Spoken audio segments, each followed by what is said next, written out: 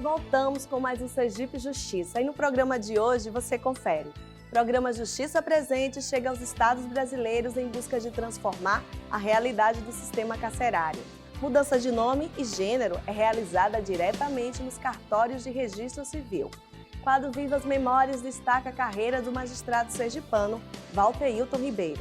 E ainda, Justiça Restaurativa fortalece o diálogo e a pacificação entre partes envolvidas em um conflito. Fique com a gente, o Sergipe Justiça está no ar.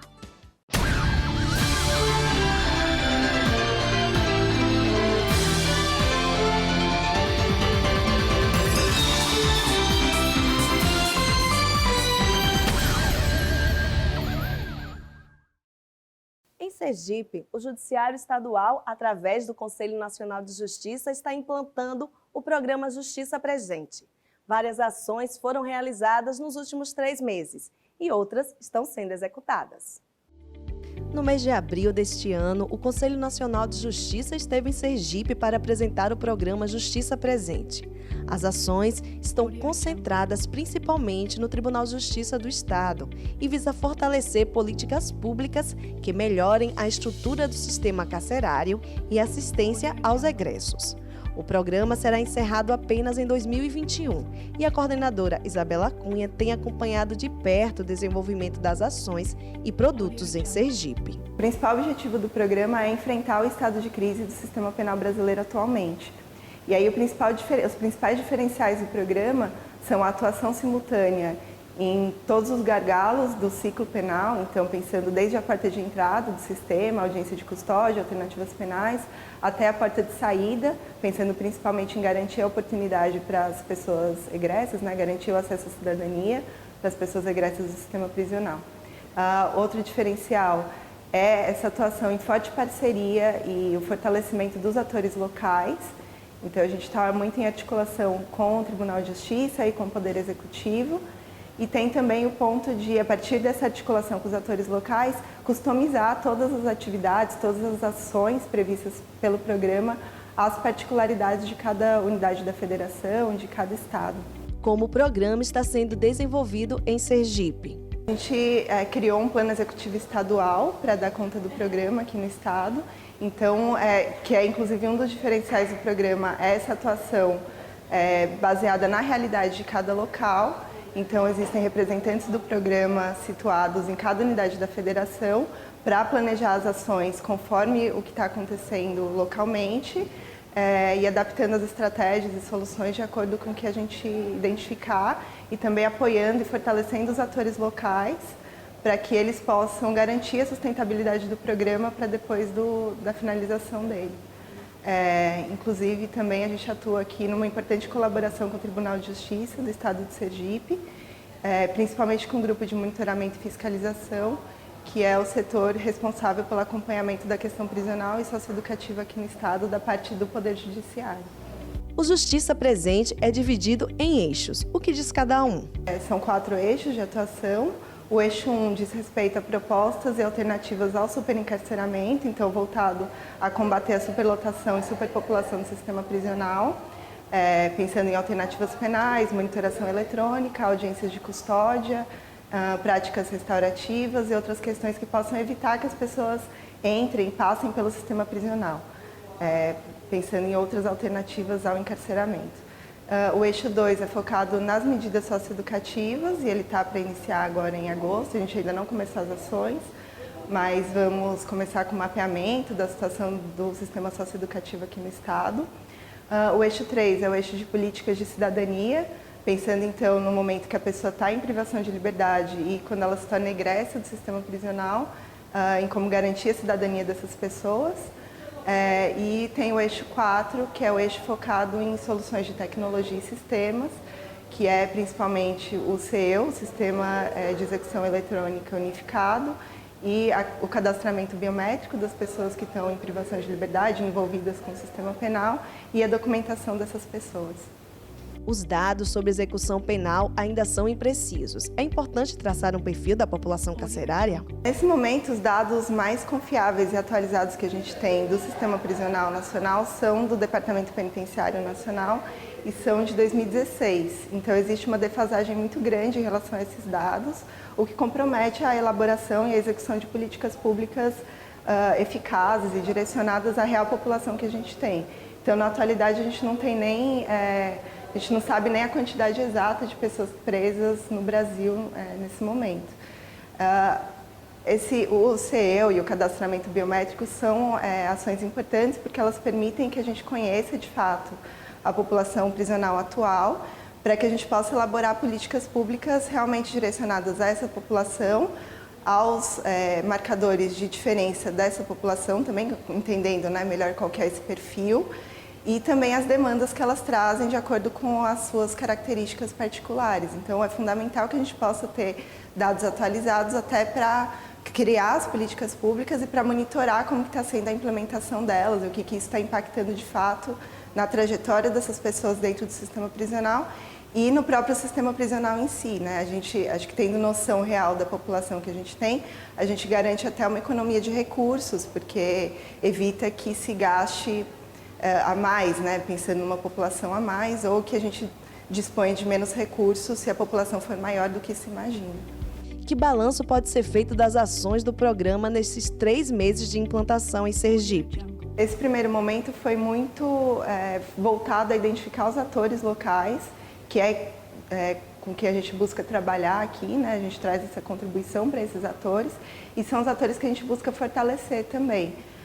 Então, a gente teve muitas reuniões, uma atuação muito próxima, né? Tanto do Poder Judiciário, dos atores do Judiciário, quanto do Poder Executivo também.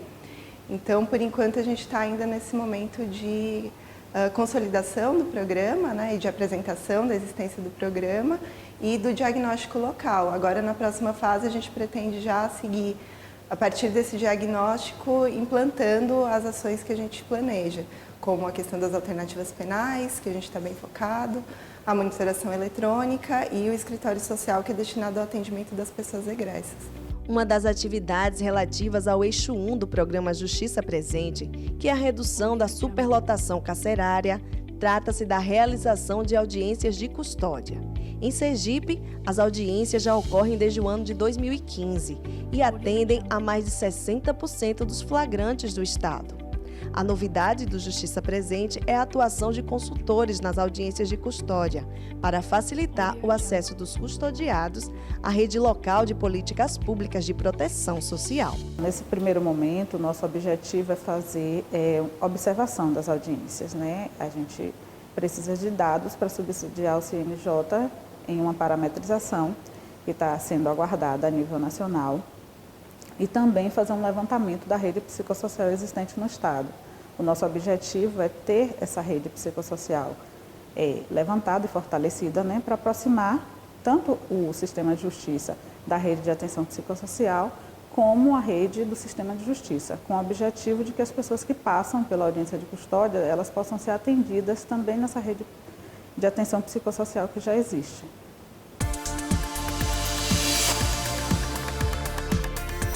Mudança de nome e gênero em certidões de nascimento e casamento de pessoas transgênero já pode ser feita diretamente em cartório. Após decisão histórica do Supremo Tribunal Federal, esse direito já está disponível desde o ano passado. Independente de cirurgia anterior de alteração de sexo, a pessoa transgênero pode substituir prenome e gênero nos documentos de nascimento e casamento. O direito é garantido desde março do ano passado, quando o Supremo Tribunal Federal deu uma nova interpretação à Lei 6.015, que dispõe sobre registros públicos, e foi mais além, facilitando que todo o procedimento fosse realizado nos cartórios.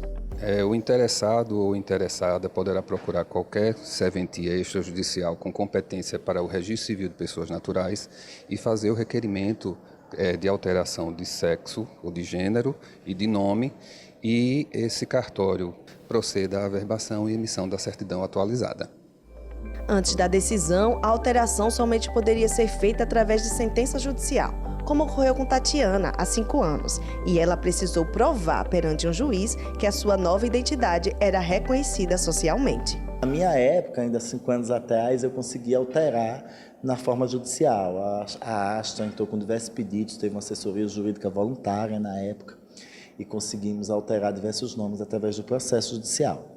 avançamos, cobramos através da Rede Nacional de Pessoas Trans e outros movimentos e conseguimos agora, com o STF, o direito desse reconhecimento direto, de uma via mais fácil. O que é que isso muda? Muda o acesso à cidadania dessas pessoas. Agora, para que o registro seja alterado, não é necessária a apresentação de laudos médicos e psicológicos que comprovem a transexualidade ou cirurgia. Ela precisa apresentar, em verdade, toda a documentação que foi relacionada no provimento 73 do CNJ, né, com documentos pessoais, comprovante de residência, algumas certidões de ações, de inexistência de ações no âmbito estadual e federal. No caso da pessoa do gênero masculino que queira alterar para o feminino, também a apresentação da comprovação de quitação junto à junta militar, ao serviço militar, e apresentando toda essa documentação, o cartório vai conferir documento por documento, vai conferir a presença realmente daquela pessoa interessada, se é realmente ela que está comparecendo em cartório, e faz o procedimento, a recepção desse requerimento dela, protocola e faz todo o procedimento interno do cartório. O provimento número 73 do Conselho Nacional de Justiça, que foi publicado em junho de 2018, disciplinou o procedimento nos cartórios de todo o país, orientando inclusive seu sigilo. Cartórios extrajudiciais têm uma premissa de publicidade dos seus atos. Só que, nesse caso, como em algumas outras situações, como adoção, como reconhecimento de paternidade posterior ao registro, existe uma limitação dessa publicidade. Então, no caso específico da mudança de nome e gênero, ela só pode ser por ordem judicial ou a requerimento do próprio interessado pelo registro. Tatiana, que também é presidente da Rede Nacional de Pessoas Trans, acredita que a nova sistemática traz mais liberdade e reconhecimento da dignidade das pessoas transgênero. O reconhecimento como cidadão, né? A gente dá um nome a um animal de estimação e a gente respeita isso. Então, essas pessoas não tinham o direito de se apresentar socialmente com o nome que escolheu, um nome que condiz com sua realidade física, de apresentação social. Então, é muito importante a pessoa ser chamada. A pessoa começa a ser cidadão a partir daí, que tem seu nome reconhecido, nome respeitado para toda a sociedade. Em todo o estado de Sergipe, até o mês de março de 2019, 153 pessoas já requereram nos cartórios a alteração de prenome e gênero. Tatiana avalia como uma importante conquista para a pessoa trans, mas acredita que ainda há muito o que avançar na garantia dos direitos sociais do público LGBT. A gente precisa de políticas públicas, não de aparência, não de sites do governo estar propagando ações pontuais paliativas. A gente precisa de políticas públicas concretas, de gestão, coordenadorias LGBTs, que disperse a política dentro das secretarias municipais, estaduais, que tenha dentro disso a responsabilidade de discutir a pauta que já existe, planos nacionais, já existem proposições das conferências. O movimento já realizou, junto com o governo, 4 conferências, 3 conferências nacionais, está indo para a 4ª agora, já foi chamada pelo governo anterior e será a promessa que será garantida para essa atual gestão. Então, a gente vai ter a 4ª conferência de muita coisa que não se aplicou, de proposições ricas de funcionários do governo, de pessoas, funcionários de carreira, que estavam ali representando pastas de governo e movimento social, juntos dialogando, achando a melhor forma de se propor gestão. E por que não se aplica? Não está se havendo a importância para essa pauta. A importância é ela só dos fatos chocantes, quando a mídia vocês propagam a morte física já, né? Muitas das vezes, porque a social as pessoas não dão vazão a ela. A morte social está ali dia a dia, quando você é negligenciado da escola, do emprego, do acesso, e aí não é uma vida como qualquer outra. E as pessoas têm que enxergar isso. Depois do intervalo, no quadro Vivas Memórias desta semana, conheça um pouco da carreira do magistrado Valteilton Ribeiro Silva.